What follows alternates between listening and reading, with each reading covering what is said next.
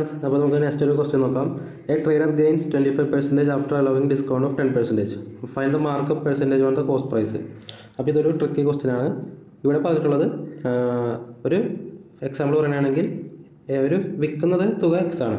ഇതിൻ്റെ 10% കുറച്ച് കൊടുത്തിട്ടുണ്ടെങ്കിൽ തന്നെ 25% പ്രോഫിറ്റ് അദ്ദേഹത്തിന് കിട്ടുന്നുണ്ട്. എക്സ് എന്ന് പറഞ്ഞിട്ടുണ്ടെങ്കിൽ വിൽക്കുന്ന വില, അത് വിൽക്കുന്ന വിലയിൽ നിന്ന് 10% കുറച്ച് കൊടുത്തിട്ടുണ്ടെങ്കിൽ 25% പ്രോഫിറ്റ് കോസ്റ്റ് പ്രൈസിൽ കിട്ടുന്നുണ്ട്. അപ്പോൾ ഇവിടെ ചോദിച്ചിരിക്കുന്നത് ഫൈൻഡ് ദ മാർക്കപ്പ് പെർസെൻറ്റേജ്. അപ്പോൾ കോസ്റ്റ് പ്രൈസിൽ നിന്ന് എത്ര കൂട്ടിയാണ് സെല്ല് ചെയ്യുന്നതെന്നാണ് ചോദിച്ചിരിക്കുന്നത്. അപ്പോൾ നമുക്കിത് കണ്ടെത്താം. അപ്പോൾ നോർമൽ സെല്ലിംഗ് പ്രൈസ് കണ്ടെത്താൻ നേരത്ത് കോസ്റ്റ് പ്രൈസിൻ്റെ 25%, അപ്പോൾ 0.25.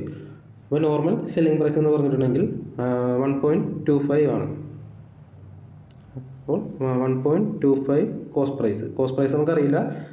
കോസ്റ്റ് പ്രൈസിൻ്റെ 25% പ്രോഫിറ്റ് കിട്ടുന്നുണ്ട്. ഇനി നമുക്ക് കണ്ടെത്തേണ്ടത് മാർക്കറ്റ് പ്രൈസിൽ നിന്ന് 10% ഡിസ്കൗണ്ട് കൊടുത്തിട്ടുണ്ടെങ്കിൽ ഈ സെയിം തന്നെയാവുമെന്നാണ് പറഞ്ഞിട്ടുള്ളത്. അപ്പോൾ മാർക്കറ്റ് പ്രൈസ് നമുക്കറിയില്ല. അപ്പോൾ മാർക്കറ്റ് പ്രൈസ് നമുക്ക് എക്സ് ആയിട്ട് എടുക്കാം. അപ്പോൾ എക്സിൽ നിന്ന് 10% കുറക്കുക.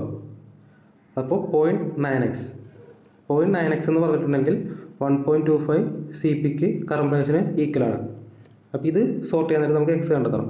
അപ്പോൾ x equal to 1.25 C P by 0.9. അപ്പോൾ ഇത് സോൾവ് ചെയ്യാൻ നേരത്ത് 1.25/9 ഇത് സോൾവ് ചെയ്യാൻ നേരത്ത് നമുക്ക് ഇത് കിട്ടും. 1.25 ഡിവൈഡ് ബൈ 0.9 1.38 ആണ് നമുക്ക് കിട്ടുന്നത്. അപ്പോൾ മാർക്കറ്റ് പ്രൈസ് എന്ന് പറഞ്ഞിട്ടുണ്ടെങ്കിൽ 1.38, കറണ്ട് പ്രൈസിൻ്റെ 1.38 ആണ്. അപ്പോൾ ഇവിടെ ക്വസ്റ്റ്യൻ ചോദിച്ചിട്ടുള്ളത് പേഴ്സൻറ്റേജ് ആണ് ചോദിച്ചിട്ടുള്ളത്. അപ്പോൾ പേഴ്സൻറ്റേജ് കണ്ടെത്താൻ നേരെ 1.38 - 1 × 100. അപ്പോൾ ചെറിയൊരു റൗണ്ടിങ് ഓഫ് ഡിഫറൻസ് ഉണ്ടാവും. അത് നമ്മൾ വലിയ കാര്യമാക്കണ്ട. 38% കിട്ടും. 38.88 ആണ് വരുന്നത്. അപ്പോൾ 38% ആണ് വരുന്നത്.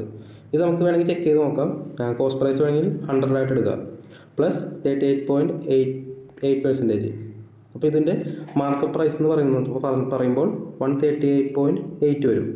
അപ്പോൾ ഇതിൻ്റെ 10% ഡിസ്കൗണ്ട്. അപ്പോൾ 138.8ൻ്റെ 10% ഡിസ്കൗണ്ട് എന്ന് പറയുമ്പോൾ നമുക്ക് 138.8ൻ്റെ 10% ഡിസ്കൗണ്ട് പറയുമ്പോൾ ഏകദേശം 125 കിട്ടും. ഈ 125 എന്ന് പറഞ്ഞിട്ടുണ്ടെങ്കിൽ നമ്മുടെ കോസ്റ്റ് പ്രൈസ് 100 ആണ്. അപ്പോൾ അതിൻ്റെ 25% ആണ് 125. അപ്പോൾ നമ്മുടെ ആൻസർ കറക്റ്റാണ്.